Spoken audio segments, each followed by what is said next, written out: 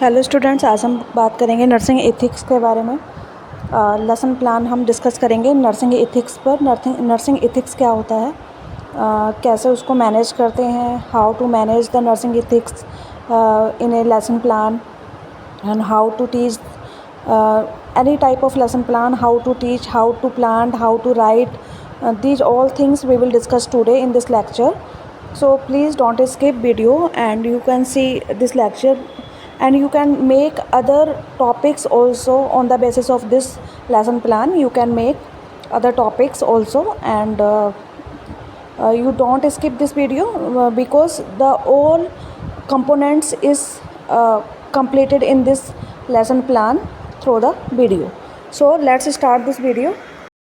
So firstly we have to write the general information in the first page of lesson plan. We should write the subject which is the nursing subject, which is any other subject, B.Ed and ITI and BTech, whatever you have to make. You can write the subject name over here, and topic also you can mention in this front page, like nursing ethics. Nursing topic, we have to discuss the nursing ethics, तो we have to write over here the nursing ethics. So आपको क्या करना है, topic लिखना है nursing ethics, subject लिखना है, and after that the class level. BSc, you are preparing for the BSc students, you are preparing for the GNM students or ANM students or post basic students. So whatever you have to plan in any class, according to the class you should write over here कि आप किस चीज़ के लिए plan कर रहे हैं. आप BSc nursing वाले स्टूडेंट्स के लिए प्लान कर रहे हैं, GNM वाले के लिए प्लान कर रहे हैं, ANM के लिए प्लान कर रहे हैं, या पोस्ट BSc के लिए प्लान कर रहे हैं. तो इस तरीके से आपको यहाँ पे क्लास लेवल लिखना है. After that we should write the duration. आपको 60 मिनट का देना है, 1 घंटे का देना है, 40 मिनट का देना है, या 50 मिनट का देना है. तो like that you can write the duration of complete lecture which we have to prepare over here. So we can write over here the time in minutes. ठीक है, अगर ये टाइम आपको हमेशा मिनट्स में ही लिखना होता है, ये आपको इंश्योर करना है. After that we should write the teacher name. ठीक, आपको क्या करना है, लास्ट में टीचर का नेम लिखना है, जो भी टीचर इसको प्रेजेंट कर रहा है, या फिर कोई टीचर ने खुद अपने लिए बनाया है तो वो अपना नाम इसमें लिख सकते हैं. फर्स्ट पेज आपको इस तरीके से प्रिपेयर करना है. So first page is prepare like that before starting the lesson plan, and we should discuss the nursing ethics lesson plan. So that's why we have to write over here nursing ethics. So let's start. After that we should write the method of teaching. We have to take the lecture method, या lecture cum discussion method. We should prepare some questionnaires over here. We should plan some case study, and we should plan some role play. Whatever you have to you want to teach in front of students, you can write over here.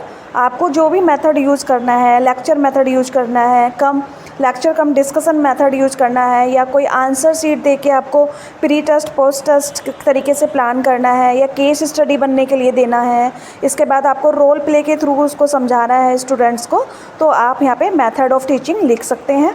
After that we should write over here the teaching aids. Which type of aids you should use in your lecture. So you can write over here. This is you can use, if you are giving lecture in a classroom, then you should use the check and आपका class board. And after that if you have to give the presentation through the projector, then you can use the PowerPoint slides with the help of laptop and projector, and charts, case examples, video clips, like that you can use in your teaching. So आपको क्या करना है, अगर हम हिंदी में बात करें तो टीचिंग एड्स में आपको आप किस तरीके का जो एटमॉस्फेयर है वहाँ पे दे रहे हैं, वहाँ पे आप चौक से और बोर्ड से पढ़ा रहे हैं, या प्रोजेक्टर से पढ़ा रहे हैं, या फिर आपने कोई फ्लैश कार्डेड तैयार किए हैं, या आपने कोई वीडियो क्लिप तैयार की है बच्चों को दिखाने के लिए, तो आपको वो यहाँ पे राइट करना है. ठीक है, टीचिंग एड्स आपके क्या हैं वो आपको यहाँ पे प्रॉपर तरीके से लिखने हैं. टीचिंग मेथड लिखना है, टीचिंग एड्स आपको लिखने हैं, ठीक है। आपको सेकंड पेज में होगा। After that introduction, you should give the introduction with in 5 minutes. आपको क्या करना है, आपका इंट्रोडक्शन देना है, जो भी आपका टॉपिक है। जैसे हमारा टॉपिक नर्सिंग एथिक्स है, तो हमें 5 मिनट्स का यहाँ पे इंट्रोडक्शन देना है। लाइक ग्रीटिंग द क्लास, सबसे पहले आपको क्लास को ग्रीट करना है। ग्रीट मीन्स होता है कि आपको गुड मॉर्निंग, गुड इवनिंग। सो हमें क्या करना है, हमें स्टूडेंट्स को ग्रीट करना है, उनको good morning, good evening wish करना है। After that we have to tell the topic. आप क्या टॉपिक तैयार कर रहे हैं, whatever you should plan to explain that topic you should mention in greeting the class. After that, the motivation being with a short story or case study showing an ethics dilemmas in nursing practice. Example, confidentiality of a patient with HIV. Like that you should try over here in your introduction. जैसे कि and link with the previous knowledge students already know about general ethics and code of conduct. आपको क्या करना है वहाँ पे कि आपको कुछ शॉर्ट स्टोरी टाइप से बताना है, जो भी टॉपिक आप वहाँ पे एक्सप्लेन करने जा रहे हैं। जैसे कि HIV के बारे में अगर आप करेंगे, तो HIV में जो मेन चीज़ होती है वो ये होती है कि HIV वाले पेशेंट की चीज़ें आपको कॉन्फिडेंशियल रखनी होती हैं, उसको कहीं पे भी पब्लिश नहीं करना होता है। तो ये चीज़ें आपको छोटी छोटी उसके बारे में बताएंगे, केस स्टडी शो करेंगे। इसके बाद आप लिंक विद प्रीवियस नॉलेज, अगर आपका प्रीवियस नॉलेज से कोई भी लिंक है, कोई भी आपको नॉलेज है आपके प्रीवियस लिंक से, या फिर स्टूडेंट से आप पता करेंगे कि उनको इसके बारे में कुछ पता है या नहीं है। These type of things you can do in your introduction part, which is the only 5 minutes you can take for the introduction. आपको इंट्रोडक्शन के पार्ट में केवल 5 मिनट लेने हैं, इससे ज़्यादा यहाँ पे नहीं लेना है। लिंक जो है प्रीवियस, अगर नॉलेज का कुछ है आपके पास, कोई आपका एक्सपीरियंस है, कोई आपने पेशेंट ऐसा देखा है, उसके साथ एक्सपीरियंस है, तो उसकी कॉन्फिडेंशियलिटी को मेंटेन करते हुए आपको बच्चों को ब्रीफ करना है, ठीक है। इसके बाद हम क्या करेंगे, so after that we should announcement of the topics.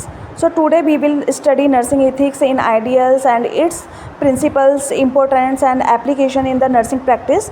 This type of announcement you can write in your board, and you can explain in front of the students step by step. You can share with the students कि whatever we should learn today, आप उसमें क्या करेंगे, point two point जो हमारे students होंगे, जो हम लेक्चर ले रहे हैं, उनको डिस्क्राइब करेंगे कि आज हम इसके इंट्रोडक्शन के बारे में पढ़ेंगे, इसके डेफिनेशन के बारे में पढ़ेंगे, इसके इंपॉर्टेंस क्या है, इसके प्रिंसिपल क्या हैं, इसके बाद इसके एप्लीकेबल कहाँ पर होगा, ये इसकी नर्सिंग प्रैक्टिस कैसे होगी, इन सब के बारे में हम टॉपिक के बारे में आज डिस्कस करेंगे। ये अनाउंसमेंट आपको क्लास में करनी है, क्लास को स्टार्ट करने से पहले। Then you can start with the objective of learning objective. Firstly you should explain in front of students or in your lecture, because it is very necessary, very important, because without objective no one is take seriously this topic. So firstly you should explain the objective of learning objective, क्या क्या उनको learn करना है। तो by the end of the class student will be able to answerable for this topic. आपको ये objective क्यों पता होना चाहिए, जिससे कि आपका लास्ट में जब क्लास हो तो उसको पता हो कि हमें इससे क्या सीखना था, क्या लेना था, क्या पता करना था, कहाँ अप्लाई करना था, इस चीज़ के बारे में उनको डीप नॉलेज हो जाए। Like definition ethics and nursing ethics, ठीक है। आपको क्या पता होना चाहिए, पहले डेफिनेशन पता होना चाहिए, जो भी टॉपिक आप करने जा रहे हैं। नर्सिंग में वो इथिक्स कहाँ पे यूज़ होंगे ये आपको पता होना चाहिए, ये आपका ऑब्जेक्टिव हो जाएगा। After that explain the importance of ethics in the nursing practice, why it is important in nursing ethics in nursing practice. That is the main knowledge we should take this lecture. So this is also important. Explain the importance of ethics in the nursing practice, ठीक है। After that the list and describe the ethical principles in nursing. And last में आपको क्या इसमें objective में रहेगा कि ethics के प्रिंसिपल क्या क्या होते हैं, मतलब सिद्धांत क्या होते हैं जिनको हमें फॉलो करना है और उनको हम ब्रेक नहीं कर सकते, ठीक है। उनको नॉलेज में रखते हुए ही we should give the care, proper care to the patient. तो like that we should learning objectives prepare before giving the lecture. It is very important part of every lecture and we can take the knowledge on the basis of these objectives from the lecture. So we should try to learn from this lecture to take the better knowledge and better experience. We should also go through with the objectives before starting the any lecture, any discussion lecture.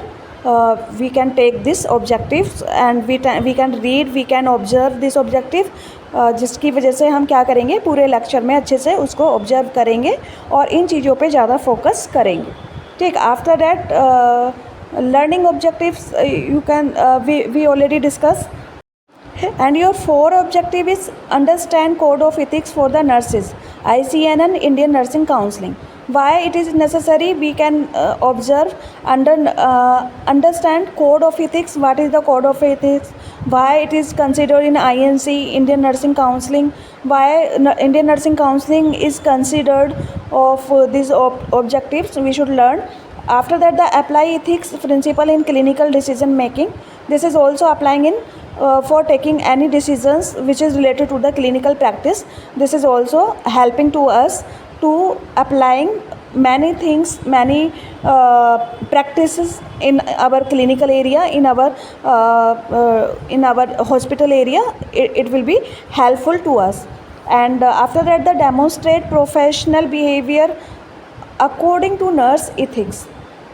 It is also helping in demonstration profession behavior according to the nursing ethics. When we have to teach to any students, there will be not having any hospital setup, so we can create artificially a hospital setup, and we should try to teach to our students in a with the help of these principles and these ethics. जो students होता है वो easily learn कर लेता है. तो हमें क्या करना है कि हमें अपनी लैब में एटमॉस्फेयर ऐसा तैयार करना है हॉस्पिटल जैसा, और उसके बेसिस पे हमें क्या करना है, अपने स्टूडेंट्स को टीच करना है कि किस तरीके से वो जो है वो डेमोन्स्ट्रेट करके हम उनको पढ़ा सकते हैं कि आपको नर्सिंग केयर कैसे देना है, आपको जो है गाइडलाइन के अकॉर्डिंग कैसे फॉलो करना है. तो इस चीज़ में वो हमें हेल्प करेगी. After that, important nursing ethics is also included in this, like build trust with patient and protects right of patients and provide guidance in complete situations and promotes professional accountability and ensure quality care. These ethics, important nursing ethics is also very important for the patient purpose, for the staff purpose. तो आपको क्या करना है, build करना है trust. आपको IPR maintain करना है पेशेंट के साथ में. Interpersonal relationship, you should maintain the interpersonal relationship with the patient. It will help to you for knowing every knowledge regarding the patient's problem which is helping to you to treat the patients. तो इसमें क्या होगा कि IPR जब आप patient के साथ maintain करेंगे तो वो आपको अपनी प्रॉब्लम्स को शेयर करेगा. तो उससे क्या होगा कि आपको पेशेंट की प्रॉब्लम्स इजीली पता चल जाएगी, क्योंकि आपका और पेशेंट का ट्रस्ट जो है वो बन जाएगा और आप पेशेंट की हेल्प कर पाओगे उसकी डिजीज़ कंडीशन को जल्दी से ठीक करने में. इसके बाद देखिए, प्रोटेक्ट्स राइट्स ऑफ पेशेंट्स. आपको क्या करना है, प्रोटेक्ट करना है पेशेंट के राइट्स को. Patient is free for knowing her conditions and for second opinion also. Patient को फ्री करना चाहिए, उसको उसके राइट्स पता होने चाहिए कि वो सेकंड ओपिनियन भी ले सकता है, और उसके साथ में जो भी उसके लिए वहाँ पे कुछ एक्सेसिव कोई चीज़ वहाँ पे हो रही है तो उसका फ़ायदा भी वो ले सकता है. After that, the provide guidance in the complex situation. अगर वहाँ पे कोई कॉम्प्लेक्स सिचुएशन है तो उसको गाइड करने में आप उसकी हेल्प करें. ये नर्सिंग एथिक्स में आपका मेन पॉइंट होगा. After that, the promote professional accountability. You give the good care for the patient, which is also recruit to your good professional accountability. अगर आप पेशेंट को अच्छी केयर देंगे, प्रोफेशनल केयर देंगे, तो पेशेंट का आपके लिए ट्रस्ट जो है वो थोड़ा पॉजिटिव होगा, थोड़ा ज़्यादा होगा.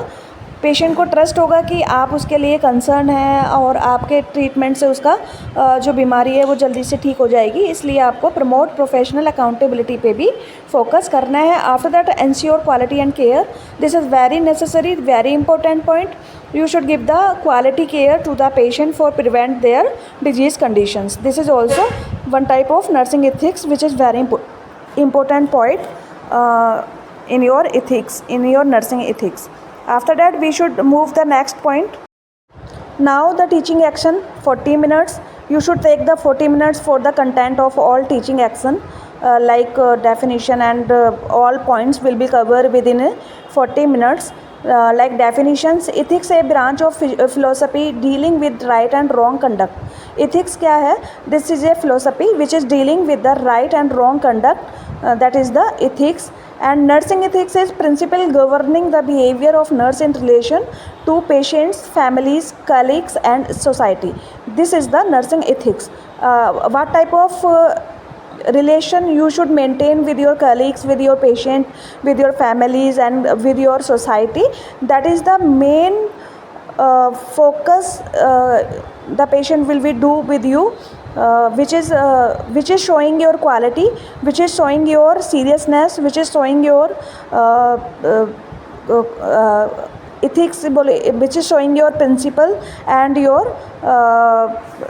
confidentiality. This is very helping to you for giving any type of problem you can solve immediately. You can show up take the any action regarding this. This is the main nursing ethics. इसमें आपको क्या करना है? Principle governing the behaviour of the nurse. Principle में क्या है? Nurse का behaviour कैसा है। एक मरीज आपके पास आया है, वो पहले से ही दुखी है, वो बीमार है और उसके साथ में आपका बिहेवियर अगर गंदा होगा, अच्छा नहीं होगा, इरिटेबल होगा, प्रेजेंटिंग नहीं होगा, तो उसको क्या लगेगा कि उसको और ज़्यादा हर्ट फील होगा और ज़्यादा वो बीमार होगा, उसको सही होने में टाइम लगेगा। तो for that reason you should increase your vocabulary, increase your patience and more involve in the interpersonal relationship with the patient. ये सब आपको करना है। उसकी फैमिली के साथ भी इन्वॉल्व होना है, पेशेंट के अपने कलीग के साथ में भी अच्छा रिश्ता बनाना है, आपको आपके सोसाइटी में भी अच्छा बनाना है। इसके लिए आपको नर्सिंग एथिक्स में कुछ मेन प्रिंसिपल हैं, you should follow with them and you can improve your quality and improve your self in nursing ethics. So this is very important. This is the definition of ethics. Principle governing and behavior of the nurse is relation to the patient, family, colleagues and society. This is the definition of the ethics. After that we should move on. What are the nursing principle? What are the nursing ethics principle? We should go through with this. First one is the autonomy. Autonomy means respecting the patient's rights to make decision about their own health. आपको क्या करना है? Autonomy में respect करना है patient की right to make the decision, कि आपको क्या करना है, उसके सामने पूरा आपका जो प्लान है उसको ट्रीट करने का उसको एक्सप्लेन करना है और पेशेंट को फ्री करना है कि वो डिसीज़न ले कि उसके लिए वो सही है या नहीं है. That is the autonomy. इसमें क्या होता है, आपको पेशेंट को बकेट्स बताना होता है कि आप इस तरीके से सही हो सकते हैं, ये वाला ट्रीटमेंट ले सकते हैं, ये वाला ले सकते हैं, ये वाला ले सकते हैं, और पेशेंट को फ्री माइंड छोड़ना है कि उसको कौन सा पसंद है, उसी के अकॉर्डिंग आपको काम करना है. That is the autonomy. This is the one type of principle. After that the beneficence, doing good, promoting well being. ये आपको प्रमोट करना है. अगर वो कुछ अच्छा काम कर रहा है तो आपको उसको प्रमोट करना है, उसको बोलना है कि वो और अच्छा कर सकता है. इस तरीके से आपको उसको मेंटल हेल्थ के साथ में प्ले करना है जिससे कि वो गुड रिजल्ट लेकर जाए. After that the non maleficence. Non maleficence means avoiding harm. You should avoid the harm if there will be having any kind like of situations which is harmful for the patient, तो you should avoid them. अगर patient के आसपास या patient के लिए कोई ऐसी चीज़ है जो पेशेंट को हार्म पहुंचा सकती है, तो आपको क्या करना है, वो अवॉइड करना है कि उसको वो हार्मफुल ना हो. ठीक, like that you should follow the ethics principles over here. And next is non-maleficence, which we have to already discuss. After that the justice, fairness, treatment and distribution of the resources. You should apply the fairness treatment. You should not apply the any other type of treatment like this is the poor patient, this is the standard patients, this is the educated, this is the uneducated. Like this, you don't misbehave with the patient. You don't create any type of बोलेंगे उसको non फेयरेंस movement over there.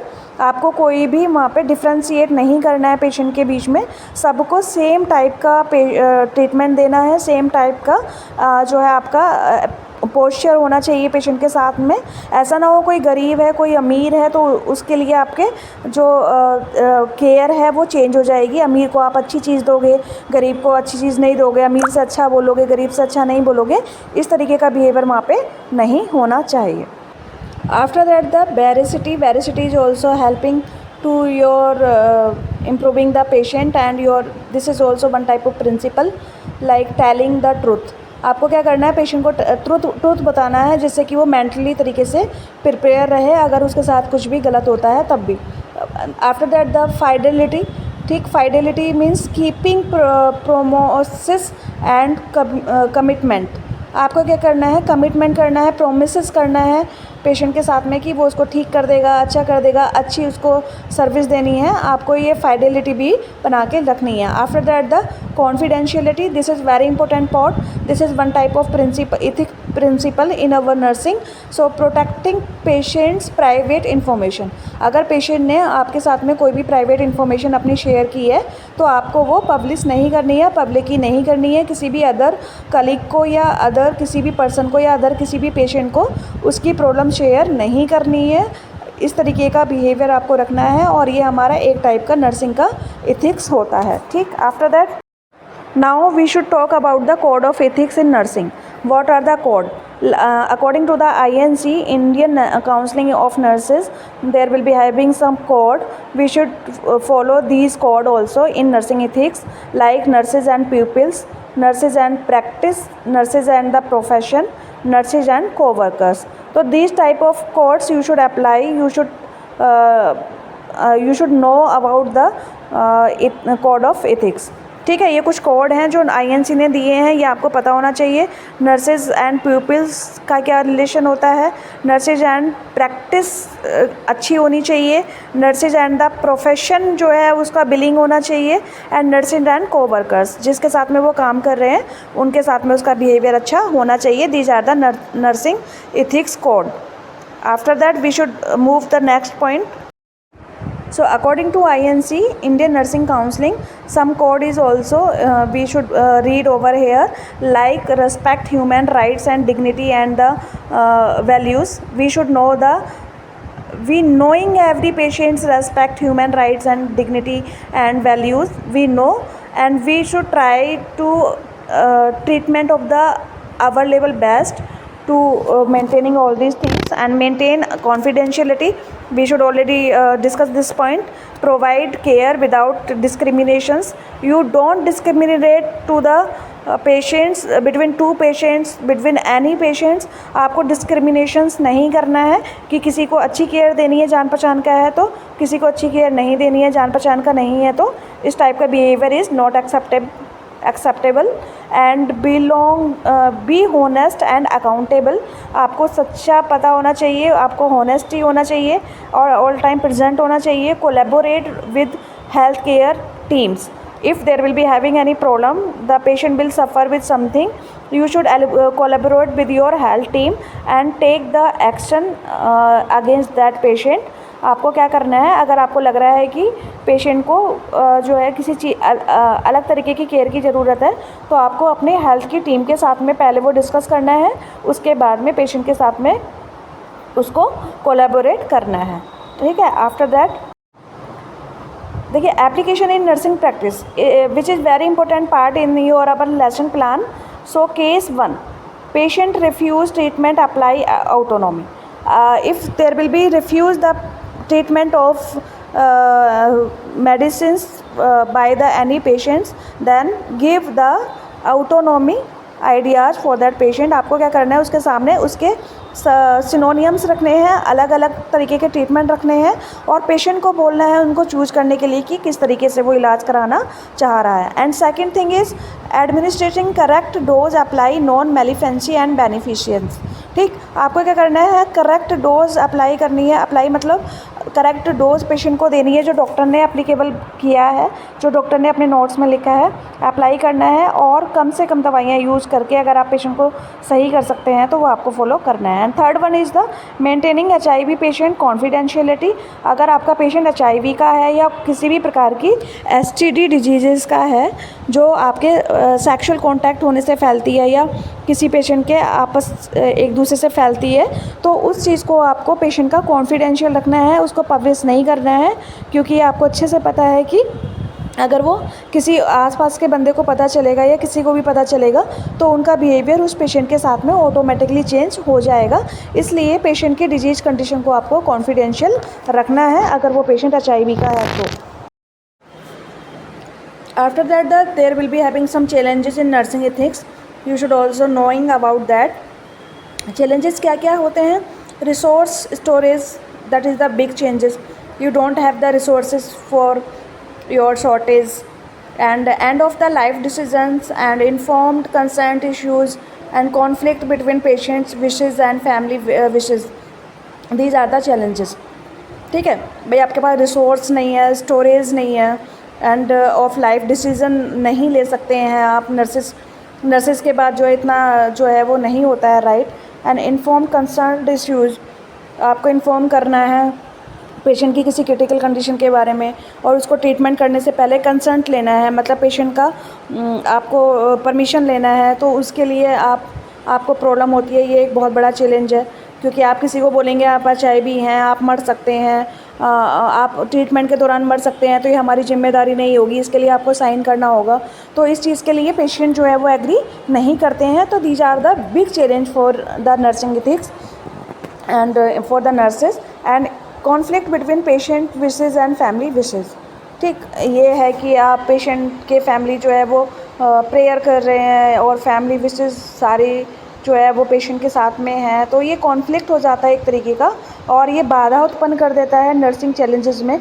Like that कि अगर कोई patient को किसी ने वो झाड़ फूँक किया और धागा बांध दिया हाथ में, तो नर्सिंग एथिक्स के में देखा जाए तो आप जब किसी पेशेंट को ऑपरेशन के लिए लेकर जाते हैं या फिर किसी पेशेंट का ट्रीटमेंट चल रहा होता है, तो किसी भी प्रकार की इन्फेक्शन स्प्रेड करने वाली चीज़ों को रिमूव कर दिया जाता है पेशेंट के पास से। लेकिन उनकी वेस्ट विशेज़ और फैमिली विशेज़ उस धागे के साथ जुड़ी हुई होती हैं या कोई और भी चीज़ हो सकती है कोई भी, तो वो उस चीज़ को रिमूव नहीं करने देते हैं, जिसकी वजह से नर्सिंग एथिक्स में एक चैलेंज देखने को पाया गया है इस चीज़ को लेकर। ठीक है, तो ये भी एक कॉन्फ्लिक्ट है। After that the main is the conclusion. ठीक, कंक्लूजन। सो कंक्लूजन आपको करना है 5 मिनट के अंदर अंदर। ठीक है, conclusion is only 5 minutes you can take.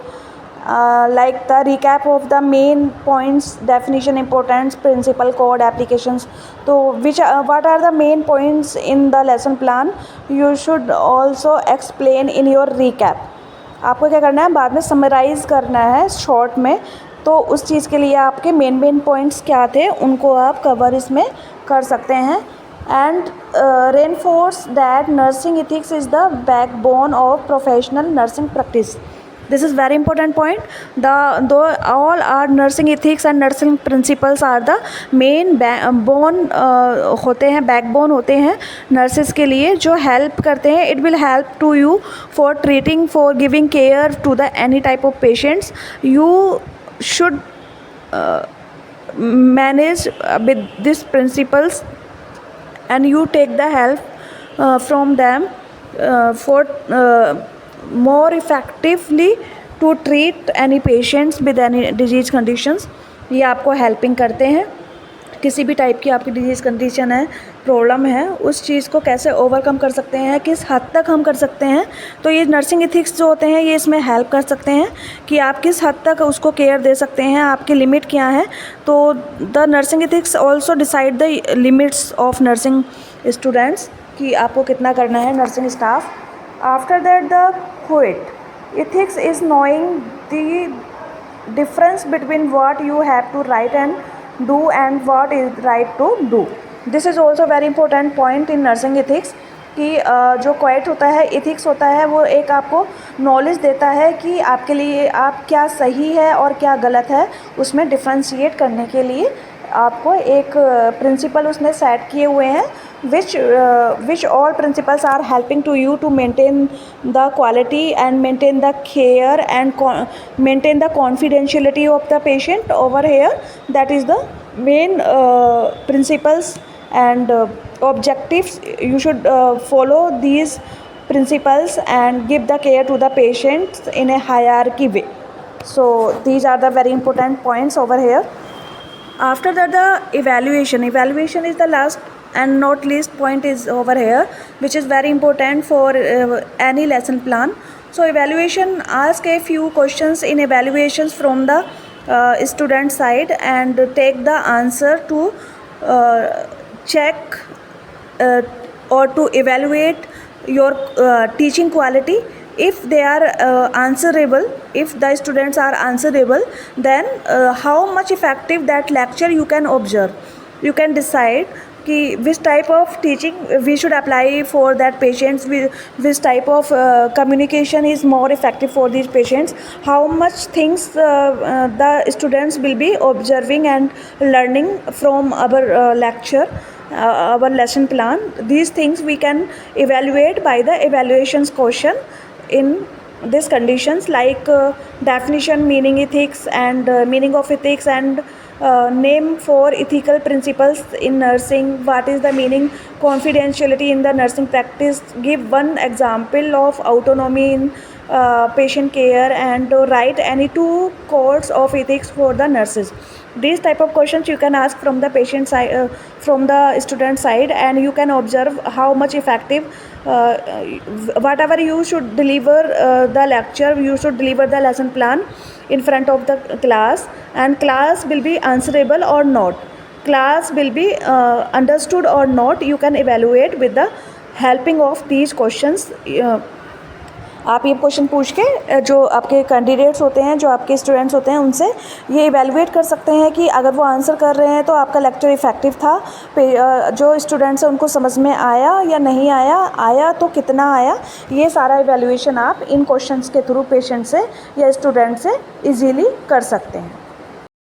And after that, finishing the lecture, you can give the assignments to the students, which is the wrote a short notes on importance of the nursing ethics in patient care and prepare a case study where ethical principles were applied in clinical practice. Like that, you can give the assignments for your students, and this is the one type of test you can say, or one type of evaluating tool you can say. तो आप क्या करेंगे, last में जो आपके students हैं उनको assignment देंगे. जैसे कि एग्जांपल के तौर पे आप उसको नर्सिंग एथिक्स के प्रिंसिपल्स को लिखने के लिए बोलेंगे, या प्रिपेयर केस स्टडी बनाने के लिए बोलेंगे एथिक्स प्रिंसिपल पे, ठीक है. अप्लाइड क्लिनिकल प्रैक्टिस पे कोई भी केस स्टडी बनाने के लिए बोलेंगे, जो भी टॉपिक आपने वहाँ पे डिस्कस किया है उसके रिलेटेड कोई पेशेंट है तो उस पर केस स्टडी बनाने के लिए बोल सकते हैं. This type of activity you should give to your students at the last of your lecture, and it will be helping to you to evaluate the patient client knowledge and to improve the students study, and your topic is also improved with the help of these assignments. तो ये आप देकर patient जो students हैं आपके उनसे जो है वो एक एक्टिविटी करा सकते हैं. And last, when we will summarize the lesson plan on the nursing ethics. So this is a complete lesson plan with introduction, objective, content, methods and evaluation, and your assignments. These all topics are covered within with this assignments, with this lesson plan, which is the nursing ethics lesson plan, and it will helping to us for improving our confidence level, for improving our demonstration level, for improving our patient care level. So all type of problems we can solve with this, with use these principles we can take help according to the INC, according to the Ministry of Health guidelines. We can take help from this lesson plan, and we should apply in your teaching in our teaching for improving and explaining the better content in front of the students, and in a organized way we can use this lesson plan for teaching in our class. Thank you so much.